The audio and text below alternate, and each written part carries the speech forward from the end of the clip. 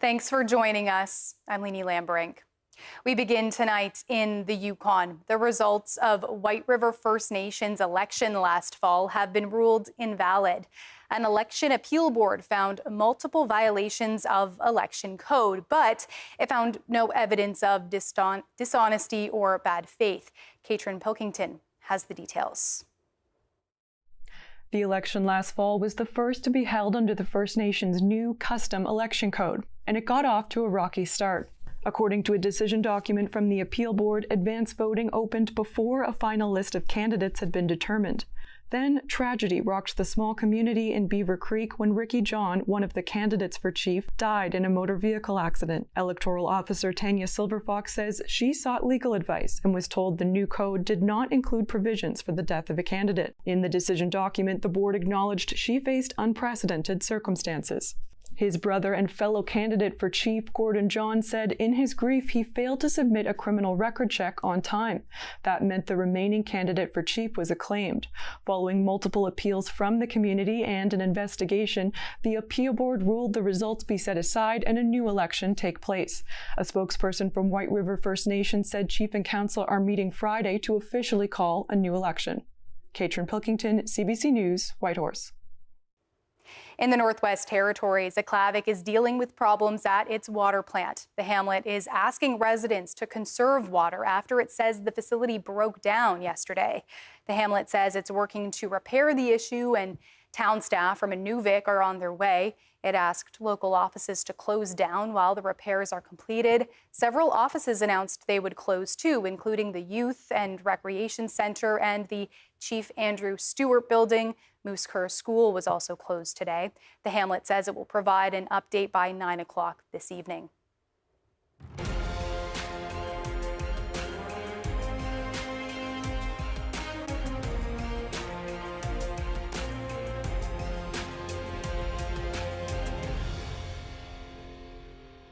The Arctic Winter Games continue in Whitehorse this week, and just as we promised, George Moratis is back to give us an update on how things are going.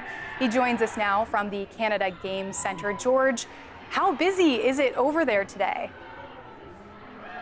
Oh, it's busy, Leanie, and my pin game has improved, I'm happy to say. I think I got quite a steal of a deal from a 10-year-old earlier today, so that's exciting for me. And, you know, last night, I'm meeting so many interesting people. Last night, I met a couple from Nunavut. They were in Whitehorse to participate in the games in 2000. Now married, they're here to watch their kids play at the Arctic Winter Games. So it's been very exciting. There's a sea of blue out that I'm looking at in the sky, and there's a sea of blue behind me because that's the color of the jackets of the more than 1,700 volunteers that are helping put these games on. And I've got a special guest with me, the lead wrangler of the generous volunteers, the cat herder, if you will, in a good way. What's it mean for you, Lisa, to see all these volunteers in action here at the Games?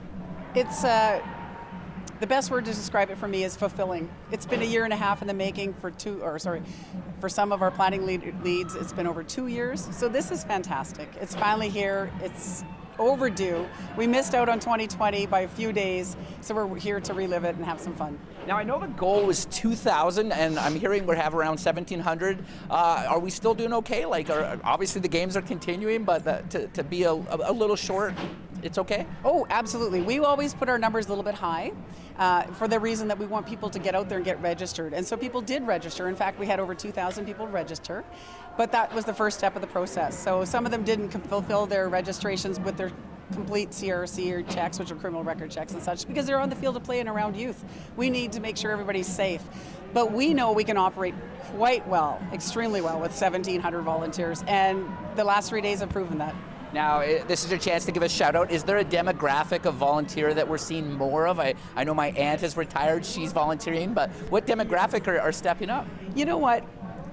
I don't want to call them the retired crew, but there is that demographic that has really stepped up. But they've been the ones that have been a part of our community for 30, 40 years, and they love volunteering. What we're finding is new at this Games is the younger crowd that's coming out, which we've never seen in many, many years. It's new energy, it's new excitement, it's new training, it's a lot of mentoring, but it's worth it in our community to have these people to stay around for another 30 years. We hosted the games in 2012. We know what happened in 2020. For you, a longtime Yukoner, to see the games back in Whitehorse in 2026, what does it mean? Well, 2 days out from the games, there's a lot of us in tears last time. So right now, it's tears in a happy sense, in a really fulfilling sense. And I just feel so proud of the team, so proud of every volunteer that's stepping out, even to this cold weather and the wind this morning. And, even speaking to the two ladies over here to my left today, they've been out here for 4 hours, and they are of that older demographic that we were just speaking of. And to them, it's even exciting. So you can feel how fulfilling it is for the whole community.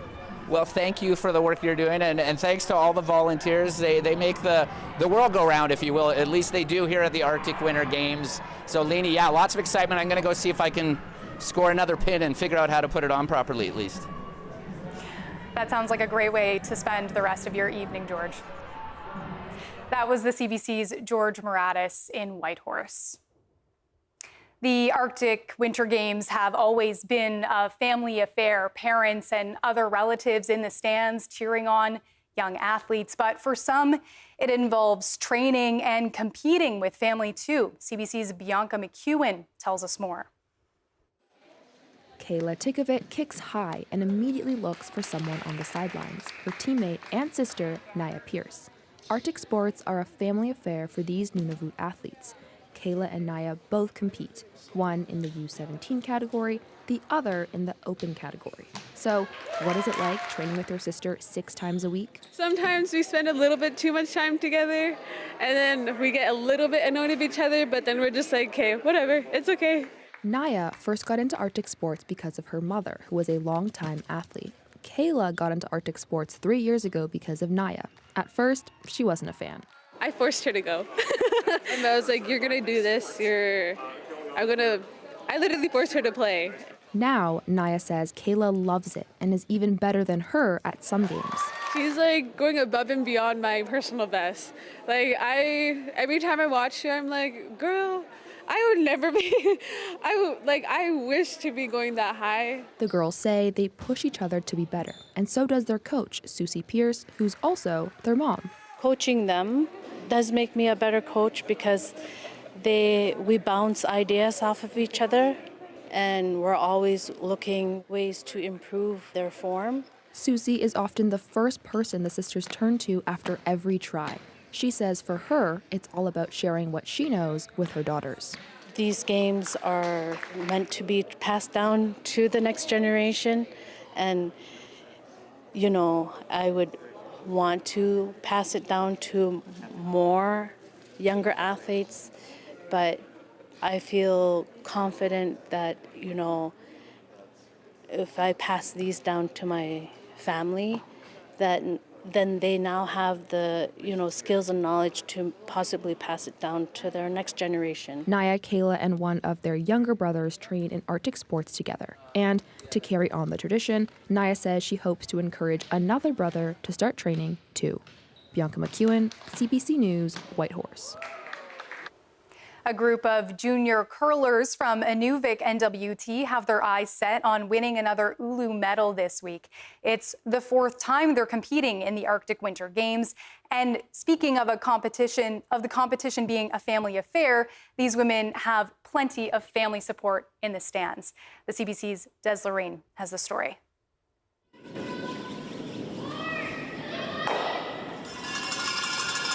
The Northwest Territories women's curling team is going for gold.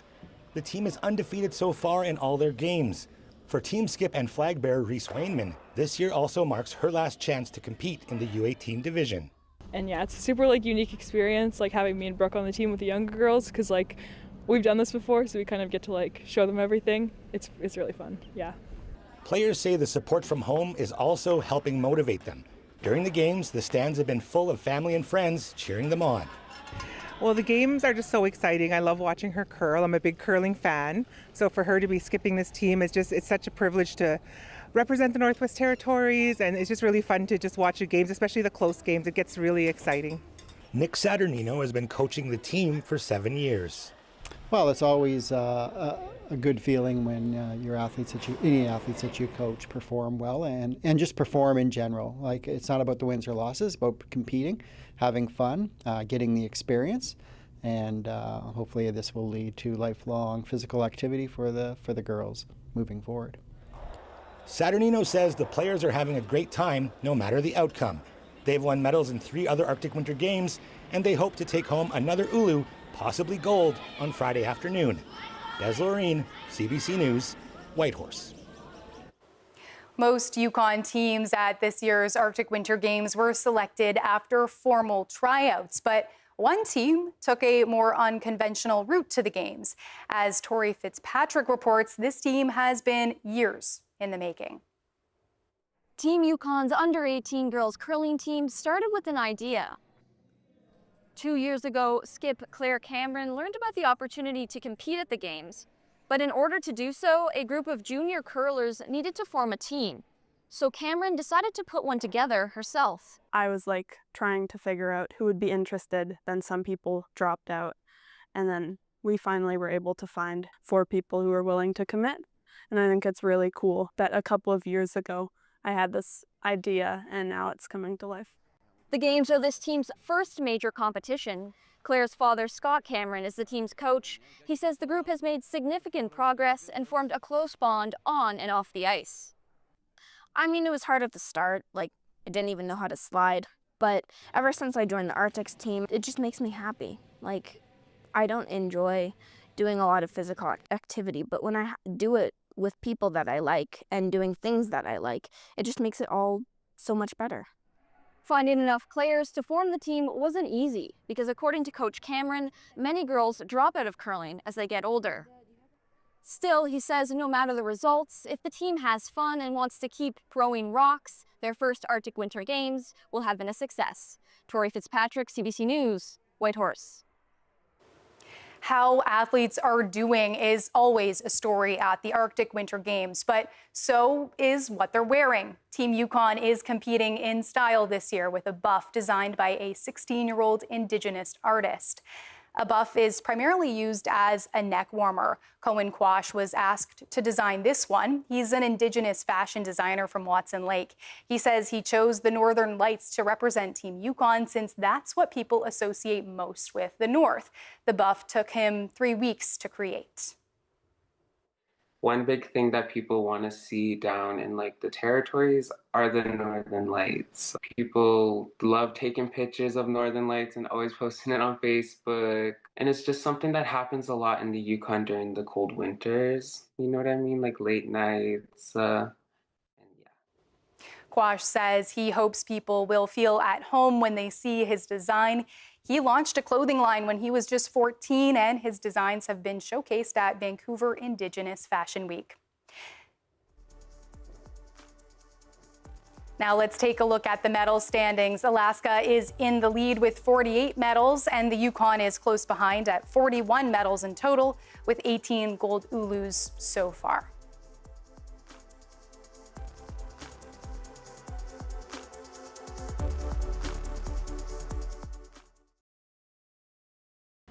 You got it. Through the years, I've learned to keep spare parts in my toolbox in case I need them. It's good to be prepared. That's why I remember 988, Canada's Suicide Crisis Helpline. Anyone can call or text 988 anytime for free, confidential support from a trained responder. It's good to know, because anyone can go through a crisis. 988, keep it handy, just in case.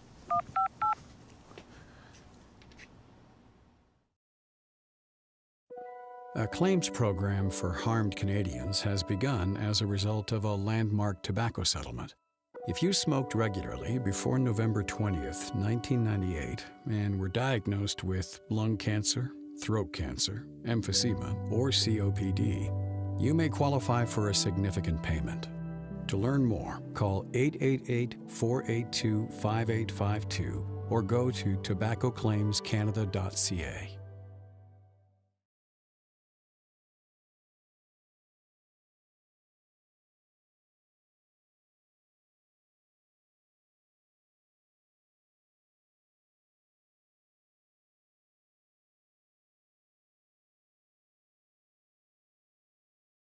If you experienced harm while admitted to a federal Indian hospital between 1936 and 1981, you might be eligible for compensation.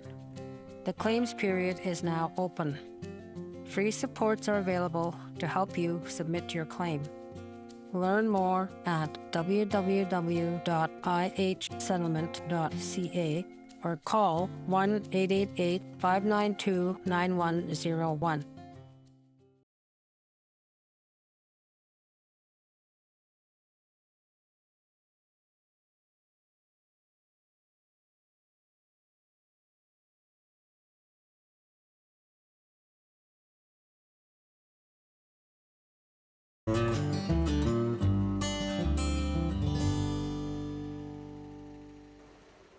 In the Northwest Territories, former Fort Good Hope Chief Frank Taselli has died.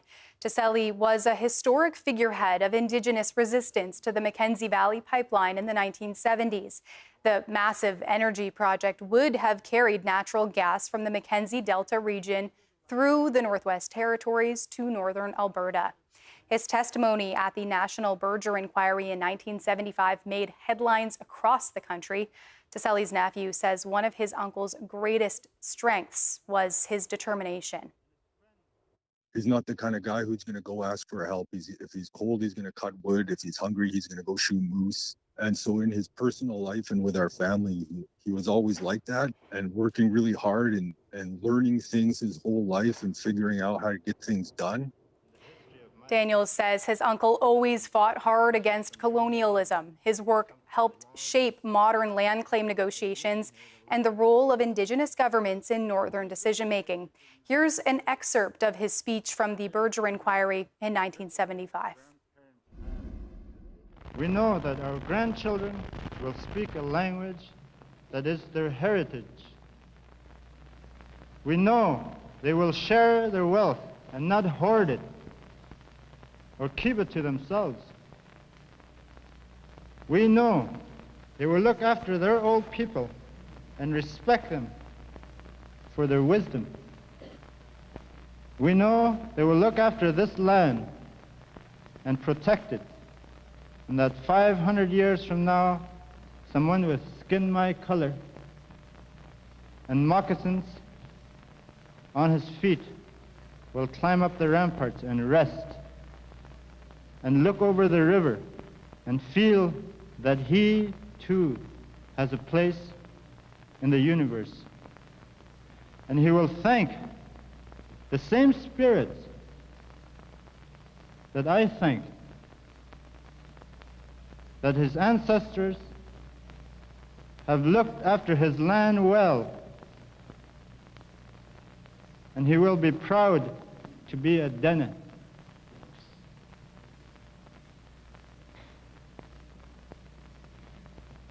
It is for this unborn child, Mr. Berger, that my nation will stop the pipeline. It is so that this unborn child can know the freedom of this land that I am willing to lay down my life.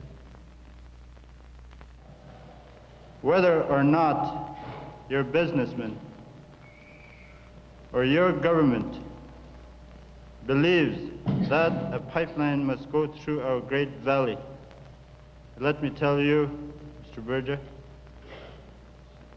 and let me tell your nation that this is Dene land.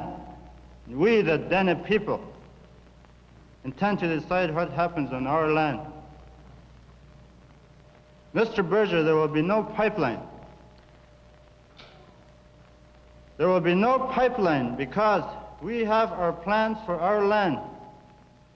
There will be no pipeline because we no longer intend to allow our land and our future to be taken away from us, and that we are destroyed to make someone else rich. There will be no pipeline because we, the Dene people, are awakening to see the truth of the system of genocide that has been imposed on us, and we will not go back to sleep. That was the late Frank Taselli speaking during the Berger inquiry. He remained an advocate for Dene people and the land. He passed away on Monday. He was 80 years old.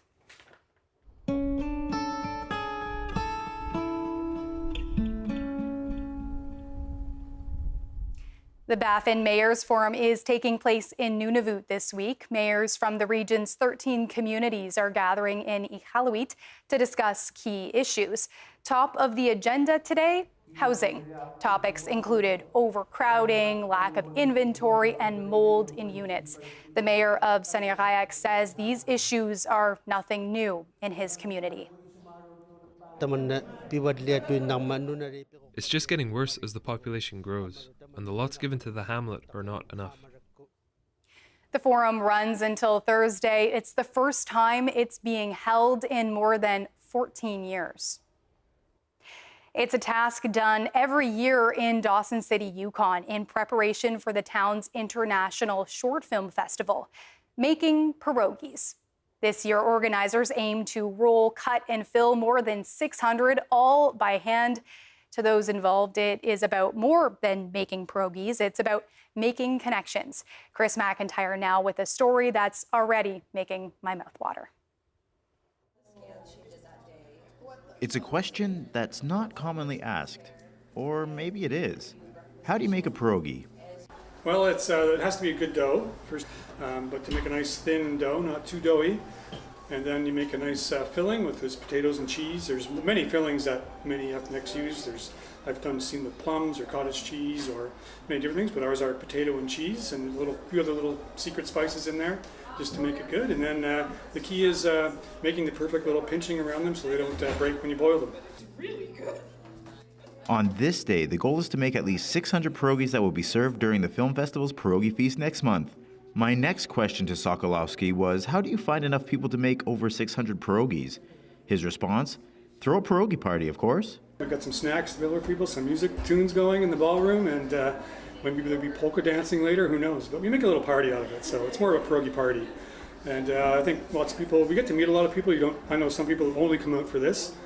So you get to see a lot of people that you don't normally see, and it's a great way to meet people and talk to people. And because there's a lot of sitting across the table doing the work, so there's lots of time for chatter, and you don't have to concentrate too much. So there's a lot of good time for communicating and getting to know someone.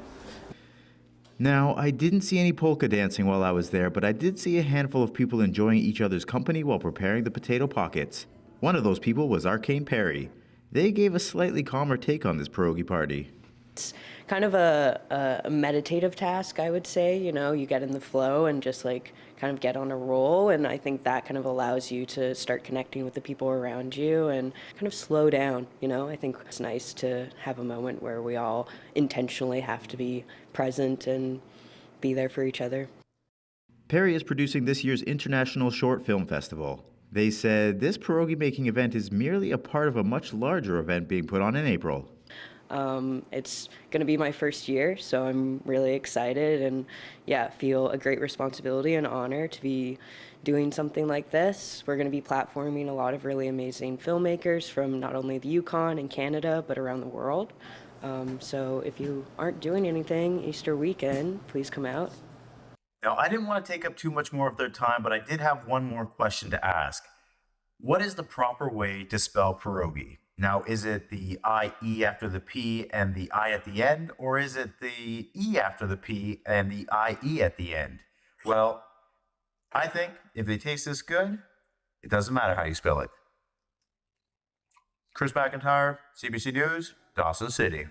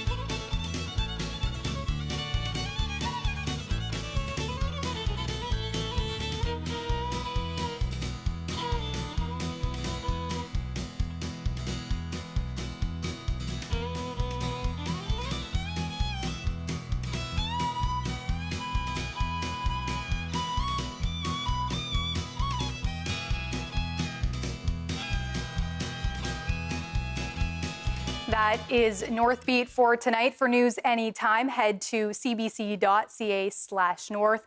Thanks for watching. I'm Leanie Lambrink. We leave you tonight with some more scenes from the Arctic Winter Games.